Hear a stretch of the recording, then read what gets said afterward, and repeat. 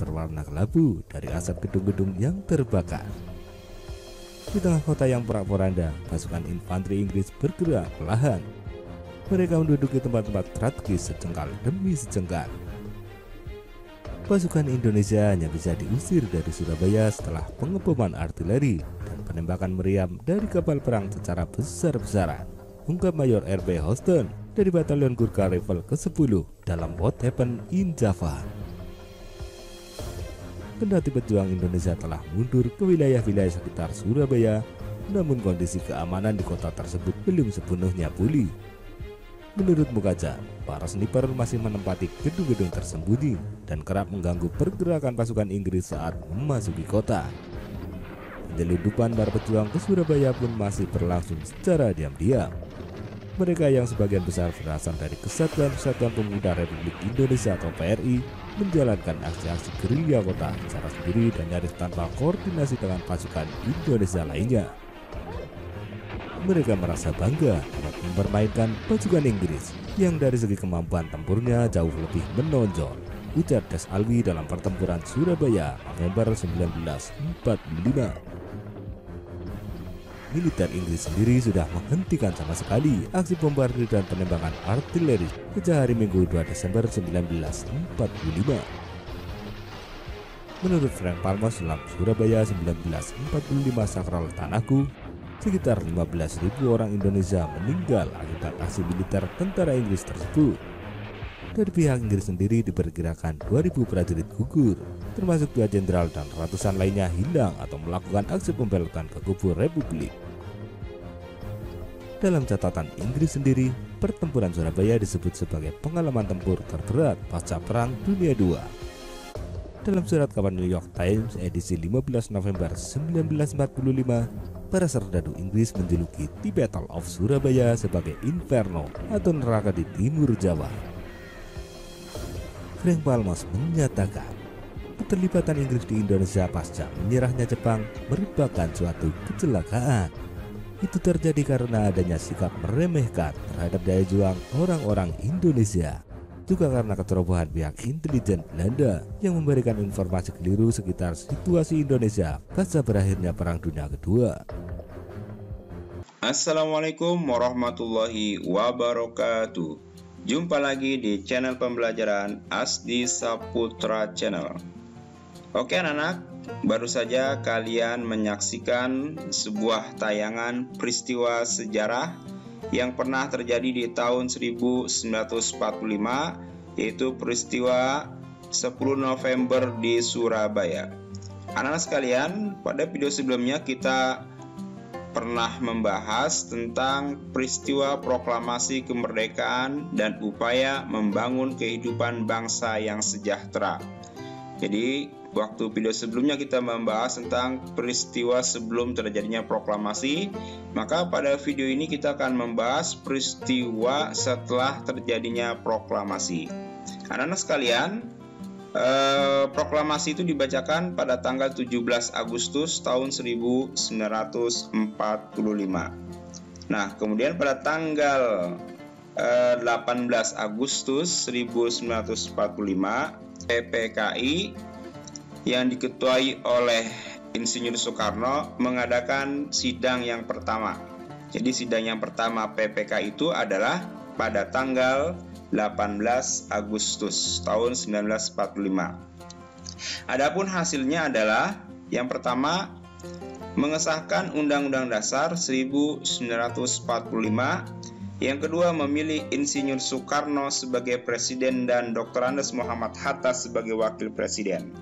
Jadi pada tanggal 18 Agustus tahun 1945 sistem pemerintahan kita sudah terbentuk. Artinya kita sudah memiliki presiden dan wakil presiden, serta kita juga sudah mengesahkan UUD tahun 1945. Anak-anak sekalian, tentunya apakah setelah kita menyatakan memproklamirkan diri sebagai negara merdeka masih ada penjajah-penjajah atau negara-negara lain yang ingin merebut kembali, ingin menjajah kembali negara kita? Baik, pada video kali ini, pada materi kali ini kita akan membahas tentang peristiwa setelah proklamasi. Nah, anak-anak sekalian, pada video sebelumnya, yaitu bagian A itu adalah tentang peristiwa-peristiwa sebelum proklamasi, yaitu bagaimana terbentuknya BPUPKI dan juga PPKI ya. Nah, pada video kali ini yaitu membahas mengenai upaya mempertahankan kemerdekaan. Yang pertama itu melalui perjuangan fisik. Jadi yang pertama melalui perjuangan fisik, yaitu melalui pertempuran, peperangan. Yang kedua adalah dengan perundingan, ya, dengan melalui jalur perundingan atau Yang A yaitu pertempuran 5 hari di Semarang. Jadi yang pertama adalah perjuangan fisik, yang pertama adalah dalam mempertahankan kemerdekaan, pertempuran 5 hari di Semarang. Pertempuran terjadi pada 15 sampai 19 Oktober 1945 di Simpang 5, Tugu Muda, antara pasukan TKR melawan tentara Jepang yang dipimpin oleh Mayor Kido. Ya. Nah, pertemuan ini terjadi karena beredar isu bahwa Jepang telah meracuni sumber air minum di daerah Candi, yaitu di Semarang. Oleh karena itu, Dr. Karyadi sebagai Kepala Laboratorium Pusat Rumah Sakit Rakyat Pusara memeriksa sumber air tersebut, akan tetapi ia gugur oleh tentara Jepang. Nah, karena peristiwa inilah yang terjadi dari rakyat Semarang sehingga terjadinya pertempuran 5 hari di Semarang. Kemudian yang kedua yaitu pertempuran Medan Area.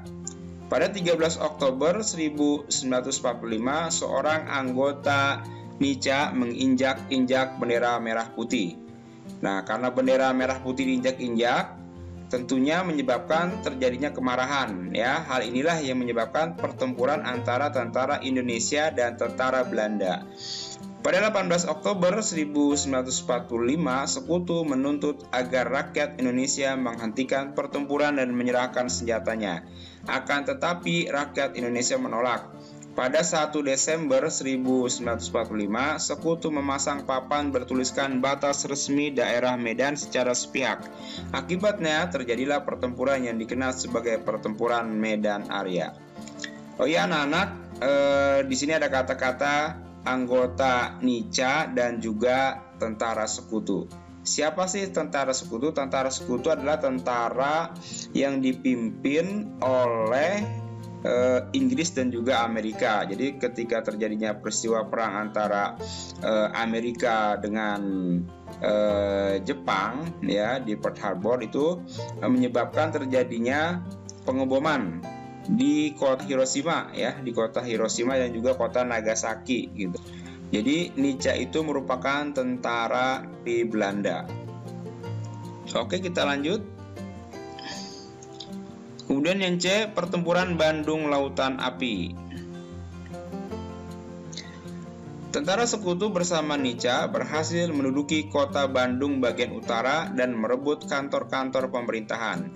Pada bulan Maret 1946, Sekutu mengeluarkan peringatan agar kota Bandung bagian selatan segera dikosongkan.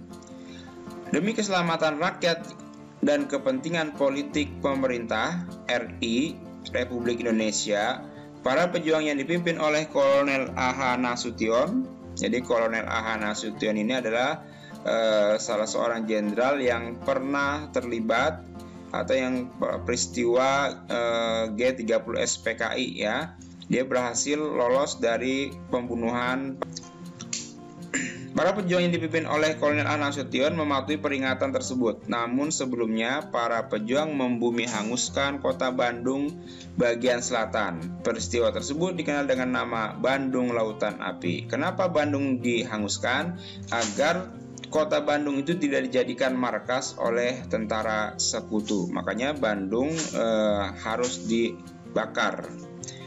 Nah, ini adalah pahlawan yang terlibat dalam peristiwa Bandung Lautan Api, yaitu pada saat pertempuran Bandung Lautan Api, Muhammad Toha berhasil meledakkan gudang senjata milik Sekutu.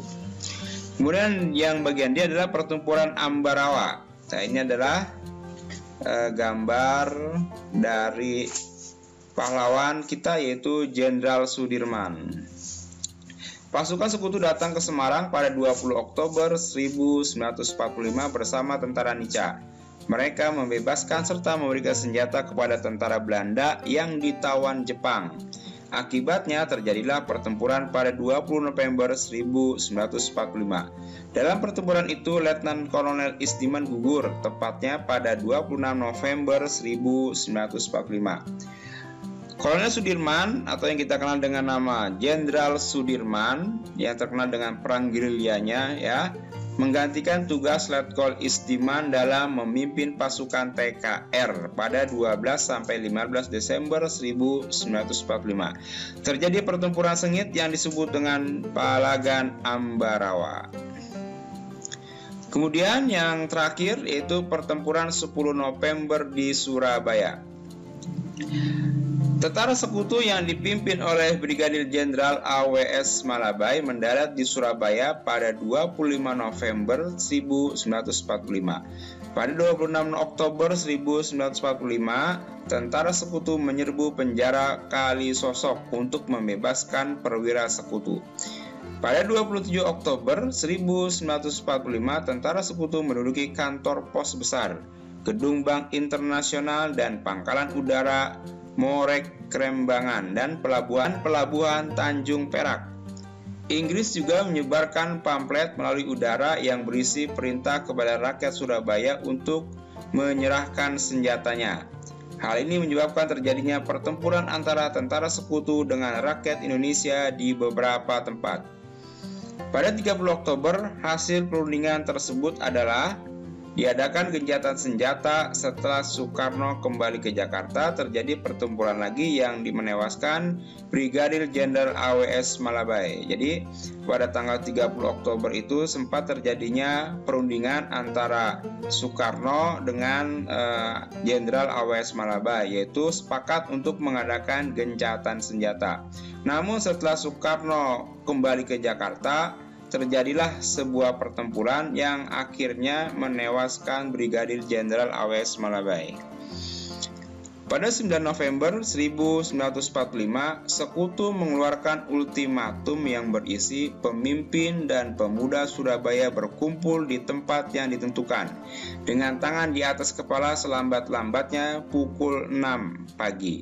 Nah, ini artinya kita nih disuruh menyerah oleh tentara Sekutu untuk menandatangani pernyataan menyerah tanpa syarat ya, jadi disuruh menyerah. 10 November 1945. Apabila tidak dilaksanakan, maka Surabaya akan digempur baik dari darat, laut maupun dari udara. Jadi ini adalah sebuah ancaman, sebuah ultimatum. Apabila tidak menyerahkan diri pada tanggal dan jam yang telah ditentukan, maka Surabaya akan digempur. Ultimatum tersebut ditolak. Rakyat Surabaya di bawah pimpinan Bung Tomo bertekad untuk mempertahankan Surabaya sampai titik darah penghabisan. Jadi tokohnya adalah Bung Tomo, pahlawan di Surabaya adalah Bung Tomo ya. Melalui pidatonya, Bung Tomo mengobarkan semangat para pejuang untuk melawan musuh. Sehingga pada tanggal 10 November diperingati sebagai Hari Pahlawan untuk mengenang gigihnya rakyat Surabaya bagaimana mempertahankan kemerdekaan. Nah, jadi Bung Tomo ini adalah seorang tokoh di Surabaya yang melalui siaran radio memberikan semangat kepada rakyat Surabaya untuk mempertahankan Surabaya sampai titik darah penghabisan. Baik anak-anak, untuk selanjutnya kita saksikan saja sebuah video pidato atau semangat Bung Tomo dalam memberikan pidatonya ya, untuk menyemangati rakyat Surabaya. Pidato ini adalah asli suara Bung Tomo yang sudah direkam pada saat terjadinya peristiwa Surabaya. Oke, kita saksikan bersama-sama.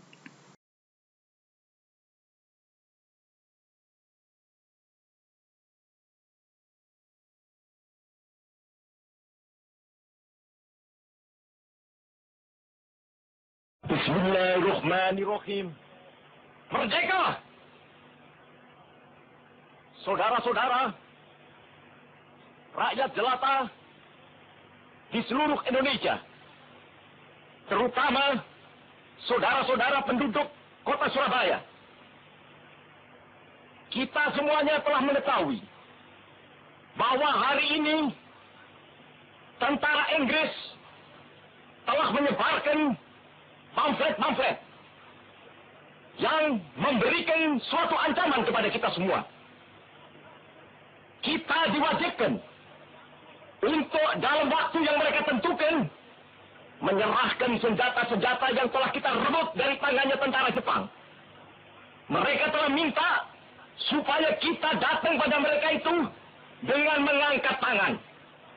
Mereka telah minta supaya kita semua datang pada mereka itu dengan membawa bendera putih, tanda bahwa kita menyerah kepada mereka. Saudara-saudara, di dalam pertempuran-pertempuran yang lampau, kita sekalian telah menunjukkan bahwa rakyat Indonesia di Surabaya, pemuda-pemuda yang berasal dari Maluku, pemuda-pemuda yang berasal dari Sulawesi, pemuda-pemuda yang berasal dari Pulau Bali, pemuda-pemuda yang berasal dari Kalimantan, pemuda-pemuda dari seluruh Sumatera, pemuda Aceh, pemuda Tapanuli, dan seluruh pemuda Indonesia yang ada di Surabaya ini, di dalam pasukan-pasukan mereka masing-masing, dengan pasukan-pasukan rakyat yang dibentuk di kampung-kampung, telah menunjukkan satu pertahanan yang tidak bisa dijebol, telah menunjukkan satu kekuatan sehingga mereka itu terjepit di mana-mana. Hanya karena taktik yang licik daripada mereka itu, saudara-saudara, dengan mendatangkan presiden dan pemimpin-pemimpin lainnya ke Surabaya ini, maka kita tunduk untuk memberhentikan pertempuran. Tetapi pada masa itu mereka telah memperkuat diri, dan setelah kuat, sekarang inilah keadaannya. Saudara-saudara, kita semuanya, kita bangsa Indonesia yang ada di Surabaya ini, akan menerima tantangan tentara Inggris itu. Dan kalau pimpinan tentara Inggris yang ada di Surabaya ingin mendengarkan jawaban rakyat Indonesia, ingin mendengarkan jawaban seluruh pemuda Indonesia yang ada di Surabaya ini, dengarkanlah ini, tentara Inggris. Ini jawaban kita. Ini jawaban rakyat Surabaya. Ini jawaban pemuda Indonesia kepada kau sekalian. Hei, tentara Inggris, kau mengendaki bahwa kita ini akan membawa bendera putih untuk takluk kepadamu. Kau menyuruh kita mengangkat tangan datang kepadamu. Kau menyuruh kita membawa senjata-senjata yang telah kita rampas dari tentara Jepang untuk diserahkan kepadamu. Tuntutan itu, walaupun kita tahu bahwa kau sekalian akan mengancam kita untuk menggempur kita dengan seluruh kekuatan yang ada, tetapi inilah jawaban kita. Selama banteng-banteng Indonesia masih mempunyai darah merah yang dapat membuat setarik kain putih, merah dan putih, maka selama itu tidak akan kita mau menyerah kepada siapapun juga. Saudara-saudara rakyat Surabaya, siaplah keadaan genting. Tetapi saya peringatkan sekali lagi, jangan mulai menembak. Baru kalau kita ditembak, maka kita akan ganti menyerang mereka itu. Kita tunjukkan bahwa kita ini adalah benar-benar orang yang ingin merdeka. Dan untuk kita, saudara-saudara, lebih baik kita hancur lebur daripada tidak merdeka. Sebelum kita tetap merdeka atau mati. Dan kita yakin, saudara-saudara, pada akhirnya pastilah kemenangan akan jatuh ke tangan kita. Sebab Allah selalu berada di pihak yang benar. Percayalah, saudara-saudara, Tuhan akan melindungi kita sekalian. Allahu Akbar, Allahu Akbar, Allahu Akbar. Merdeka!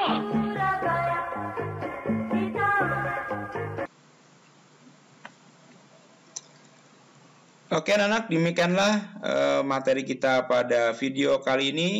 Semoga anak-anak bisa tetap semangat untuk meniru perjuangan para pahlawan dalam mengisi kemerdekaan. Bapak ucapkan terima kasih, mohon maaf apabila ada kesalahan dan kekurangan. Wassalamualaikum warahmatullahi wabarakatuh.